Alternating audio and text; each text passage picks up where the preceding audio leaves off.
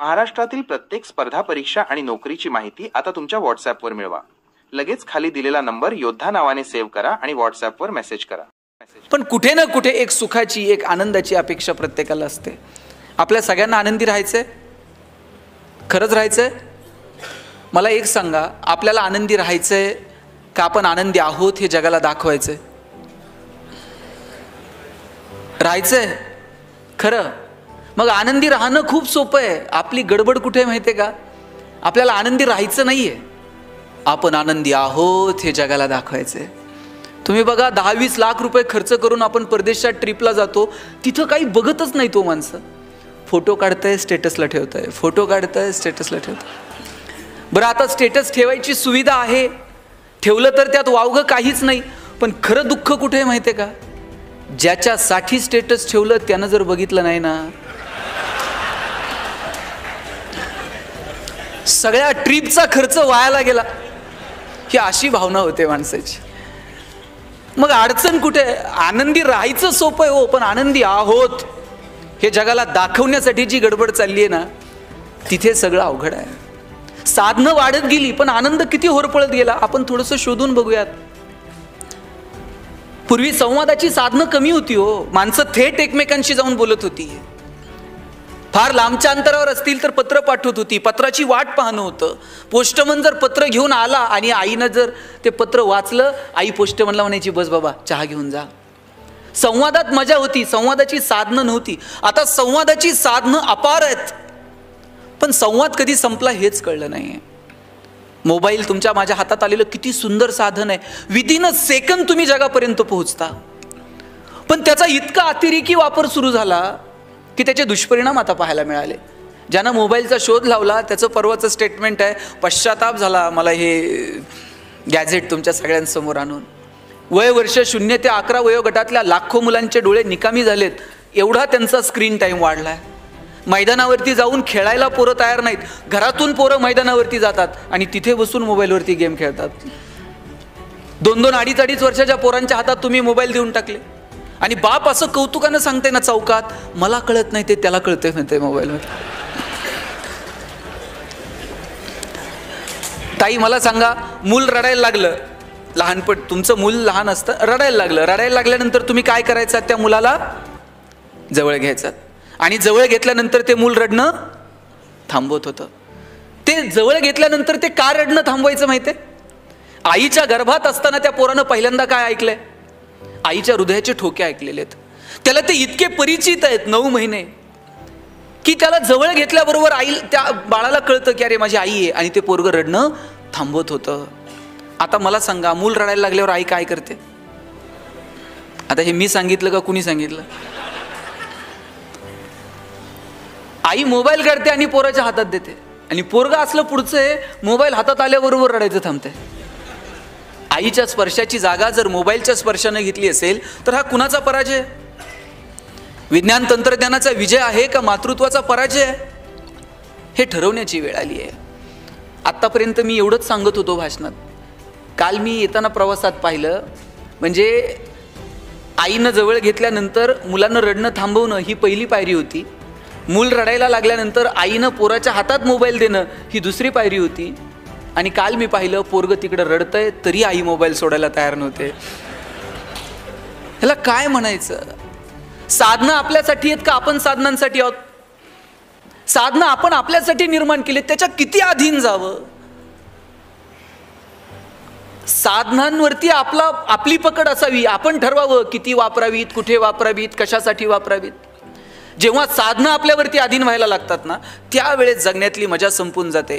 आपण साधनांमध्ये मजा, साधनांमध्ये आनंद शोधायला लागतो. घरात जर पाहुणे आले आणि आई जर चहा घेऊन गेली ना, पाहुणे विचारायचे, गणेश कितवीला आहे, कावेरी कितवीला आहे, पाऊस पाणी बरं आहे का? पाहुण्याला बोलायला वेळ होता. आता घरात जर पाहुणे आले आणि आई जर चहा घेऊन गेली, पाहुणा असलं काहीच विचारत नाही, गणेश कितवीला आहे, पाऊस आहे का, पाणी आहे, त्याला काही घेणं देणं नाही हो.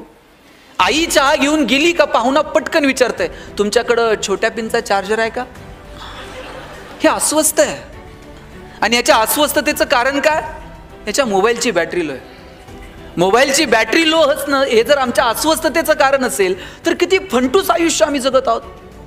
सोशल मीडिया किती सुंदर साधन आहे, आपल्याला व्यक्त होता येतं, जगापर्यंत पोहोचता येतं, जगात काय चाललंय ते कळतं. पण किती अतिरेकी वापर. साहेब, परवा आमच्याकडे एका घरात चोरी झाली. चोरटे हाणमार करायला लागले आणि मारहाण करायला लागल्यानंतर जवळचं सगळं दागिने वगैरे सगळं काढून दिलं चोरांना, नवरा बायकोनं. बरं, ते सगळं समोर पाहून सुद्धा चोर समाधानी झाले नाहीत. चोर त्या बाईला म्हणले, तुझ्या नवऱ्यानं ॲनिव्हर्सरीला दिलेला आयफोन दे, तुझ्या भावानं तुला ते वाढदिवसाला पाठवलेलं नेकलेस दे. ती बाई म्हणली, तुम्ही चोर आहेत का कोण, तुम्हाला कसं माहीत? तिला, आम्ही फेसबुक फ्रेंड आहोत आपण सगळे, आम्हाला माहीत आहे तुझ्याकडे काय काय दे म्हणले सगळं. किती अतिरेकी. आपल्याला सगळंच असं जगाच्या समोर जाहीर करायचं असतं, सगळं जगासमोर मांडायचं असतं. म्हणून मला म्हणायचं की ठरवून घेऊयात, आनंदी राहायचंय का आनंदी आहोत हे दाखवायचंय. आनंदी राहायचं असेल तर ते खूप सोपं आहे. किंबहुना सोये जीव आत्मयाचे लाहे, तेथ जे होय तया नाम सुख. ज्ञानोबांनी सांगितलं, बाबांनो, आत्म्याशी जे संबंधित आहे ना त्याला सुख म्हणावं. मी म्हणत नाही साधनांची निर्मिती करू नका, अरे केली पाहिजे. ज्ञान, विज्ञान, तंत्रज्ञान, नवीन जग आपण अभ्यासलं पाहिजे, नवीन जगातल्या संकल्पना स्वीकारल्या पाहिजेत, नाविन्य स्वीकारलं पाहिजे, नवनवीन साधनांचा वापर केला पाहिजे. पण किती, कुठे हे ठरवायला नको. आणि निवळ साधनांवरती जर माणसं सुखी होत असती, केवळ पैशाच्या जोरावरती जर माणसं सुखी होत असती, तर जगातली सगळी श्रीमंत माणसं सुखी झाली असती. पण सगळे श्रीमंत सुखी आहेत का? आणि सगळे गरीब दुःखी आहेत का? सुख, आनंद या संकल्पना आपल्याशी संबंधित आहेत, त्या केवळ साधनांमध्ये आपल्याला नाही मोजता यायच्या. आपल्या शेजारी भूतानसारखं राष्ट्र आहे ज्यांनी समाधानाचा निर्देशांक जाहीर केला. सगळ्या जगानं डोळे विस्फारले. भूतान सांगत होतं, आमच्याकडे चमचमीत रस्ते नाहीत, चकचकीत मॉल नाहीत, पण आम्ही जगात सगळ्यात समाधानी आहोत. पैसे नाही आहेत पण आम्ही समाधानी आहोत. एक तर दिवस असा येणार आहे की आपल्याला आपली सगळ्यांची प्रगती ही समाधानाच्याच पातळीवरती मोजावी लागणार आहे. कारण पैशांच्या स्पर्धेमध्ये आपण कधीच पहिले येणार नाही आहोत. आणि आलो तरी तिथं गेल्यानंतर आनंद आहेच की नाही ह्याची शंका आहे. एक श्रीमंत माणूस त्याच्या कोट्यवधी रुपयांच्या बंगल्यामध्ये बसलेला होता. त्यानं बायकोला सांगितलेलं होतं की तेल नसलेली चपाती दे, मीठ तिखट नसलेली भाजी दे. मस्त AC लावत महागड्या कोट्यवधी रुपयांच्या बंगल्यामध्ये AC लावून तो जेवण करत होता.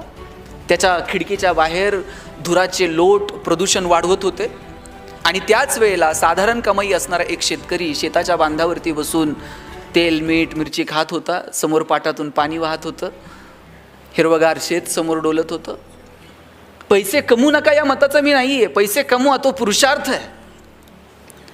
पण केवळ पैशांसाठी जगणं म्हणजे जगणं नाहीये. काहींकडे ढिगानं पैसे आहेत पण त्याचा आनंद घेण्याची सुद्धा वृत्ती नाही, तर काय म्हणावं. पैसे प्रचंड आहेत परंतु खर्च करण्याची दानत नाही किंवा योग्य ठिकाणी खर्च करावं ही भूमिका नाही. आमच्याकडे साहेब एका माणसाकडे सोन्याची वीट आहे आणि पिढ्यानं पिढ्या त्यानं जपून ठेवली आहे. त्याच्या आज्यानं त्याच्या बापाला दिली ती, बापानं त्यानं ह्याच्या पिढ्यानं पिढ्या ती सोन्याची वीट जपून ठेवली आहे. यानं कधी बायकोला साडी घेतली नाही नीट, यांनी कधी पोरांच्या शिक्षणाला लवकर कुठं 2 रुपये खर्च केले नाही. वीट मात्र तशीच्या तशी घरात पुरून ठेवली होती. दर रविवारी उठायचं, उकरायचं, हाय का नाही बघायचं आणि परत पुरून ठेवायचं. एवढाच उद्योगाच आहे. वीट खर्च करायची नाही, पुरलेली वीट फक्त रविवारी उठून उकरून बघायची हाय का नाही आणि परत लपून ठेवायची. एक दिवशी वीट चोरीला गेली. वीट चोरीला गेल्यावर रडायला लागला. म्हणला पिढ्यानं पिढ्या जपून ठेवलेली सोन्याची वीट चोरीला गेली. पोलिसांकडे गेला, पोलिसांकडे तक्रार केली. म्हणला सोन्याची वीट होती चोरीला गेली. पोलीस म्हणले कुठं ठेवली होती? घरात ठेवली. कुठं? पुरून. आणि काय करायचा? काय नाही साहेब, दर रविवारी उठायचो, उकरायचो, हाय का नाही बघायचो आणि परत पुरून ठेवायचो. या रविवारी उठलो, उकरलं आणि वीट चोरीला गेलेली दिसली. पोलीस म्हणले एवढंच आहे ना, उद्या ये, तुझी वीट तुला सापडून देऊ. दुसऱ्या दिवशी हा गेला, पोलिसांनी त्याच्या हातात दगडाची वीट दिली. दगडाची वीट दिल्यानंतर म्हणलं चेष्टा करता का, माझी सोन्याची वीट होती, तुम्ही दगडाची दिली. पोलीस म्हणले तुला काय घेणं आहे दगडाची असून आहे तर सोन्याची? घरी जायचं, पुरून ठेवायची, हाय का नाही बघायची आणि परत झोपायचं. मग सोन्याची असून आहे तर दगडाची तुला काय फरक आहे का? काहींकडे ढिगाण आहे साहेब, पण ते योग्य ठिकाणी खर्च करण्याचं जर कळत नसेल काय करणार आहोत आपण? भगवंतानं आपल्याला 2च ऑप्शन दिलेले आहेत. एक आहे ते इथंच ठेवून जा किंवा तुकाराम महाराजांसारखं वाटून जा. आता तुकाराम महाराजांसारखं वाटून जायला लय मोठं मन लागतंय. मग आपल्याकडे दुसराच ऑप्शन शिल्लक आहे ते ठेवून जा. एकही रुपयावरती घेऊन जाण्याची सुविधा नाही. आणि असती तर आपण सोयीनं गेलो असतो का?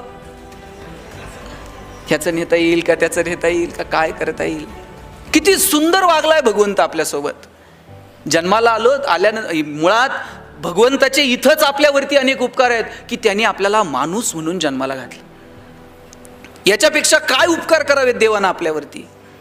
अहो आपण माणसं आहोत, माणसांना व्यक्त होता येतं. मला माझ्या भावना तुमच्या समोर मांडता येतात, माझ्या भावनांना तुम्हाला प्रतिसाद देता येतो, तुम्हाला रडता येतं, तुम्हाला हसता